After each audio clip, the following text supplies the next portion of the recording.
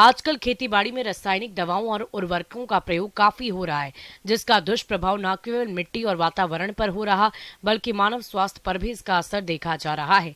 ऐसे में किसानों के लिए जीवामृत का फसलों में प्रयोग करना वरदान साबित हो रहा है। तो आप जीवामृत कैसे बनाएं और इसका उपयोग फसलों में किस तरह से करें, आइए जानते हैं डॉक्टर इरफान खान से।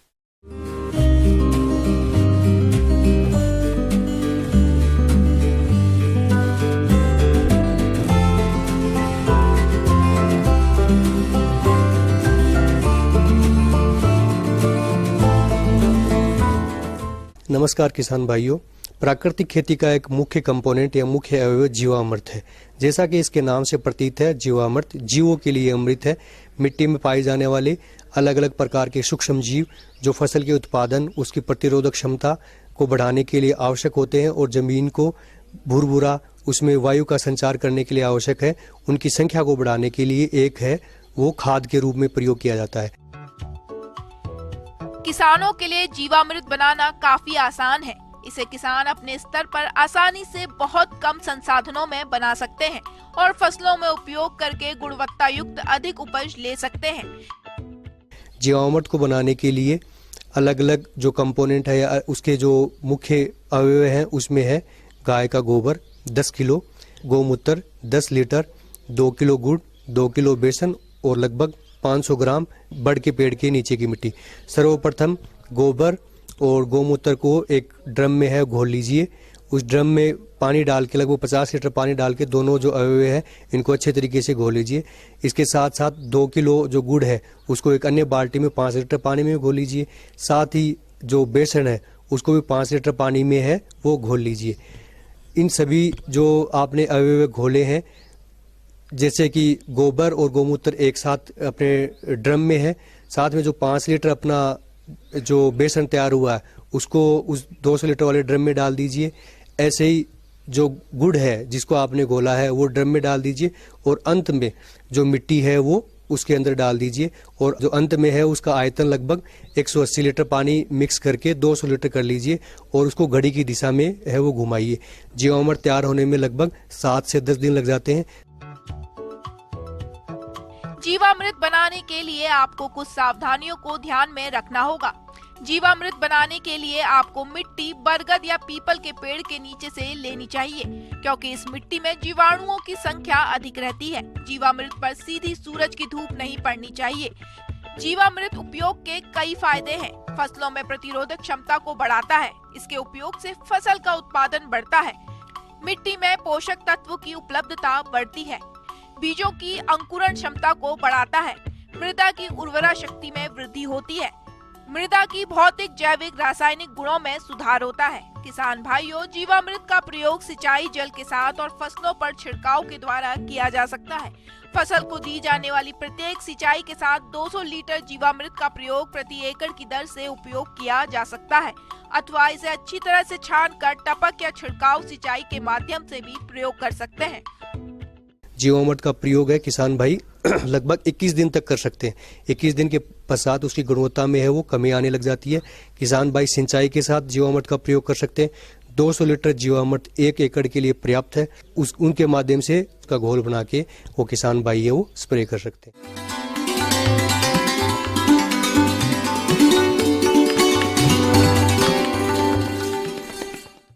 अन्नदाता हेल्पलाइन निःशुल्क फोन संपर्क सेवा के माध्यम से आपके द्वारा पूछे गए प्रश्नों में से 1 या 2 महत्वपूर्ण प्रश्नों को हम अपने कार्यक्रम में शामिल करते हैं और इसी के तहत आज किसान का सवाल और उनका जवाब इस प्रकार से है।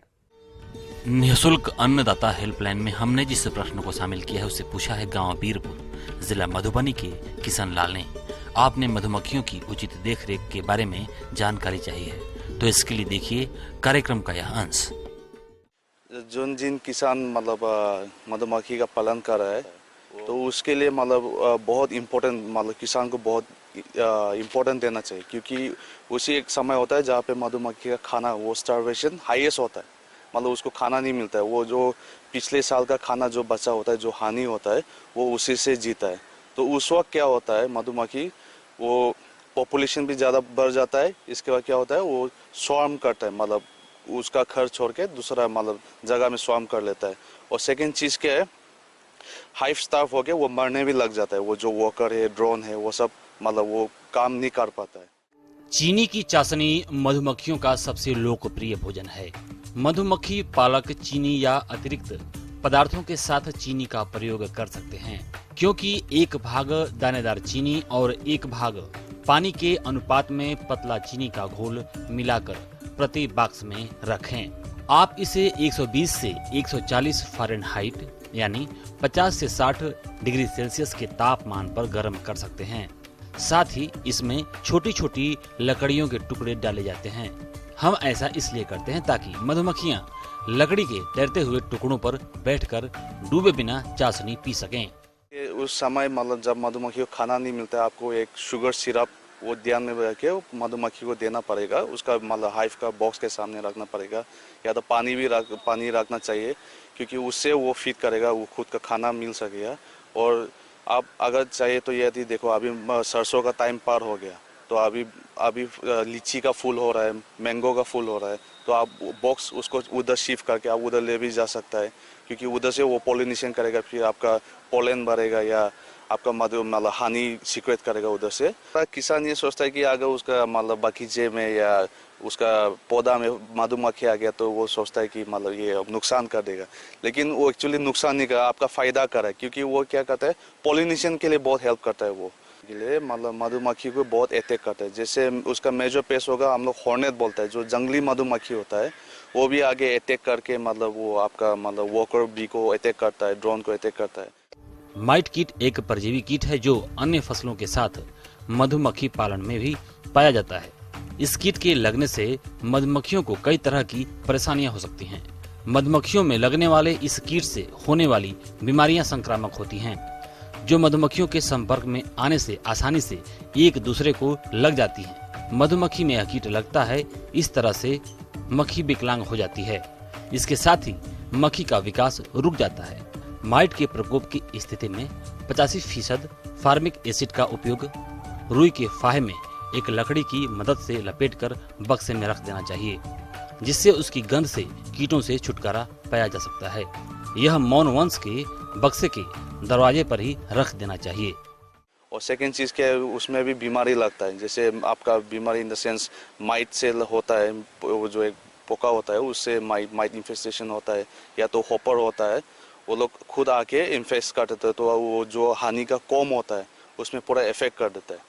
और सेकेंड चीज़, बहुत सारे किसान ये सोचते हैं कि मधुमक्खी पालन करेगा तो सिर्फ उससे हानि मिलेगा, लेकिन सिर्फ हानि नहीं मिलता है, उससे मतलब आपका पोलन मिल सकता है, उससे वेनम मिल सकता है। वेनम बहुत एक अच्छा चीज़ है, उससे आपका अगर जॉइंट पेन होगा या कुछ आर्थराइटिस या नर्व उसमें होगा तो उसमें यूज़ कर सकता है, उसके लिए यूज़ कर सकता है। तो उसका बहुत सारा बेनिफिट है। ऐसा नहीं कि सिर्फ हानि से आपका मतलब इनकम जनरेट होगा, हानि छोड़ के वो बाकी बहुत है, आपका पोलन है, रॉयल जेली है, ये सब कर सकते हैं आप।